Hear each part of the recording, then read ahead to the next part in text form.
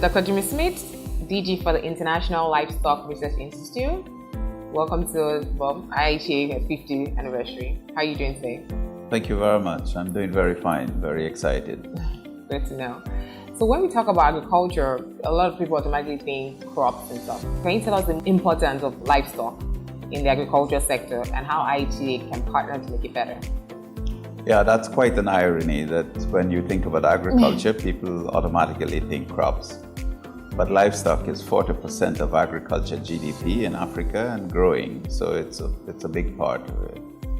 And livestock here means beef, dairy, sheep and goats, poultry, swine, and so the domestic livestock. So that's a big part of what agriculture is, not only here in Nigeria, but in Africa and globally. As you know, farmers are not specialized in Africa. They do multiple things. They do crop, they do livestock, and they grow multiple crops and multiple livestock species. So the family of centers that we have called the CGIAR centers, of which IIT is one and ILRI is another, we work in an integrated way, so we address all the needs of farmers. In our particular work with IIT, it's mostly focused on areas where crop and livestock are integrated. And as you may know, animals in Africa, ruminant animals or cattle, sheep, goat, mostly use crop residues for their feed.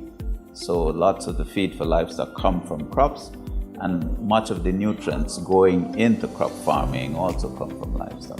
So, can you tell us more about livestock poultry disease and how ILRI has helped with the research and that part? Okay, well, in the livestock sector, yeah, as you do in the crop sector, one of our big challenges is improving the productivity of livestock, which is relatively low on the continent. And low productivity, I mean low yield in terms of milk and meat. And among the challenges there are animal diseases. So we work on vaccines, for example, to help manage these diseases, or other health interventions that will control disease. A second area is improving the breeds that we have. In many cases, there has been very little breeding and selection for increased productivity. So we do a good bit of that to improve the productivity of the indigenous animals. We're not supplanting the indigenous animals with foreign breeds, but trying to select from amongst the indigenous breeds for elite performers. So that's a second area we work on. And the third area, of course, is feeding livestock, feeding them better so that the genetic potential of the livestock can be better expressed.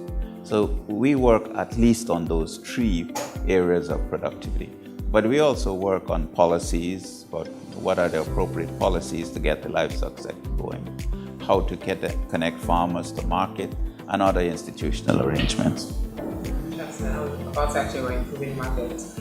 And so I wanted to find out about, is there anything about livestock, because of all this disease, or for instance, the disease going on right now with the bird flu, is there a livestock insurance going on or something? Yeah, well, livestock, where farmers have livestock that are housed at home in traditional farming systems, there are traditional insurance that can be applied. But we work on a special type of insurance called index-based insurance, which is specifically targeted to pastoralists.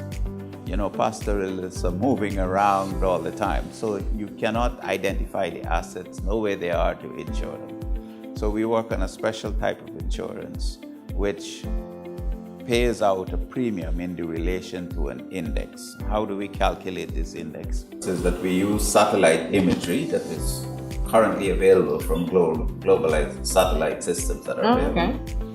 They take image on the ground, so we're able to estimate what is the feed on the ground So it's a vegetation index on the ground, which we monitor.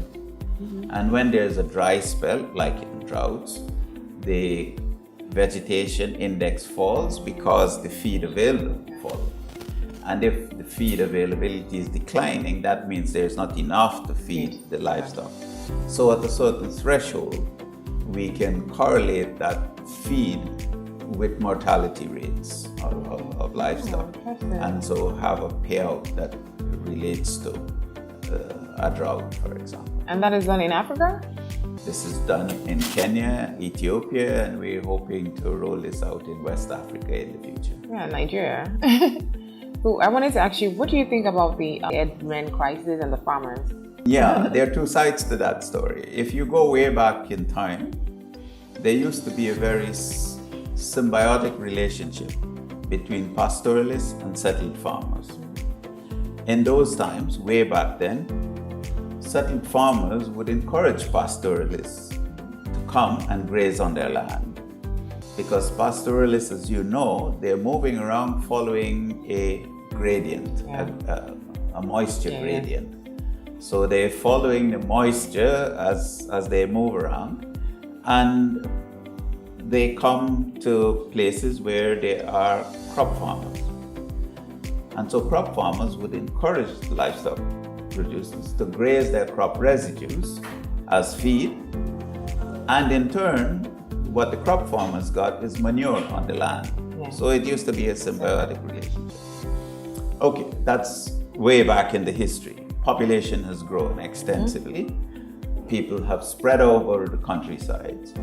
And so many of these routes, which are traditional routes for pastoralists, are now taken over by crop farmers. So two things happen there. One is a bit of a policy failure to map these routes that pastoralists would do and give them some protection. So it's not the pastoralists necessarily that's at fault. Historically, that's what they used and they continue to use it. And we did not make provisions for the fact that as people and populations expanded, there will be competition for this land. So one could have dealt with this issue, for example, by demarcating areas which will be used traditionally by pastoralists and should not be used for crop farmers. That is one thing that could be done. Other things that could be done is that pastoralists, knowing the need for water, which is what they're following, we can make greater provisions for water in other areas, in areas where they graze traditionally. So I think it's a bit of policy bias against pastoralism. Most people feel it's backward, so we should settle them. Pastoralists are really not inefficient, It looks like inefficient.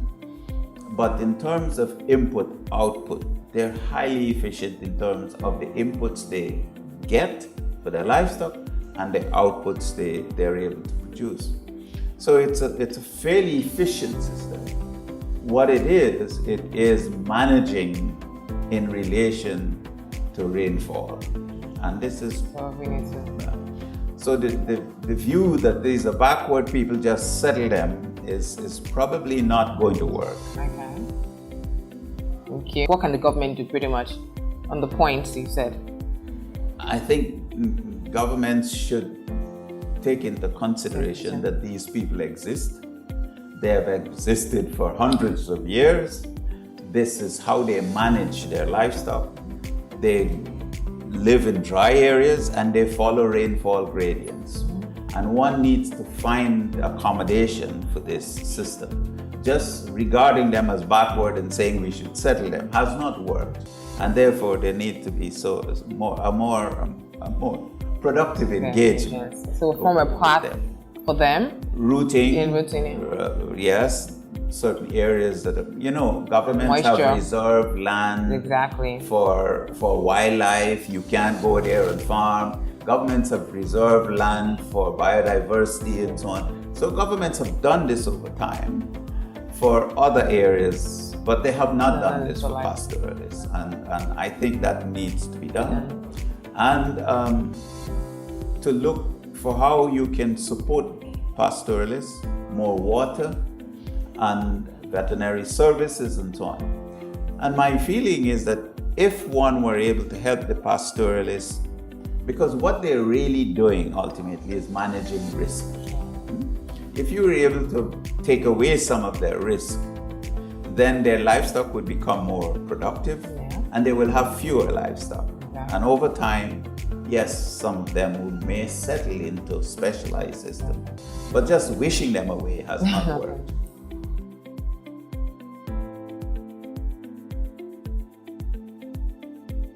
Well, as a sister center of the CGIAR, as you know, we're 15 centers at the CGIAR, and IITA was one of the earliest ones. It was the first one in Africa, and since then there have been 4 more. So we're a close-knit family, and we feel very proud to be part of this system and to have our big brother or sister, depending on which gender you want to assign to IITA. IITA has done a remarkable job, and as a member of the CGIAR system, I wish them very well. Congratulations on 50, and look forward to even more successes in the next 50 years.